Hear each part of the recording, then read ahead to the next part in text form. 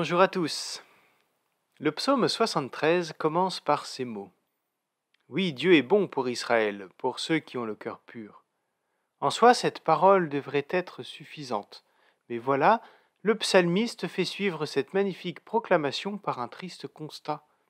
Quant à moi, pour un peu, mes pieds allaient fléchir, il s'en est fallu de rien que mes pas ne glissent. Dur, dur, le retour à la réalité de la vie. Car se sentir aimé par Dieu n'est pas toujours suffisant pour nous.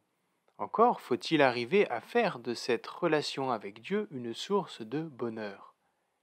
Et dans ce psaume, nous percevons le combat intérieur du psalmiste, le difficile choix qu'il doit faire et le piège on ne peut plus actuel dans lequel il manque presque de tomber, le fait de désirer la situation des personnes plus riches.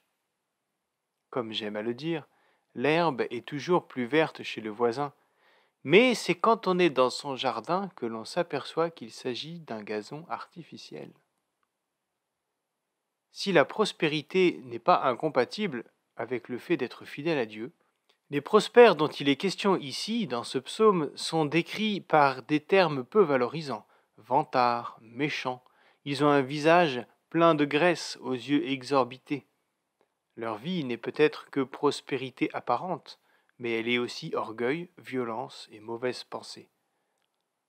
Et face à cela, face à cette débauche de luxe, les croyants se mettent à désirer, à jalouser même, ce mode de vie idyllique, quitte à mépriser la sagesse divine.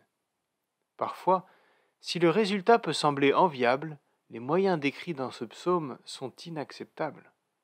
Dans la vie chrétienne, la fin justifie rarement les moyens. Les moyens sont tout aussi importants que la fin, si ce n'est parfois même plus important. Alors oui, suivre Jésus, suivre Dieu exige des sacrifices. Il est probable que certains modes de vie valorisés par notre société et valorisant dans cette société ne nous soient pas accessibles. Mais est-ce si grave ?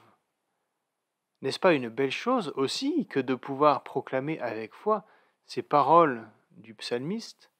Mon corps et mon cœur peuvent être usés, mais Dieu est mon solide rocher et mon trésor pour toujours.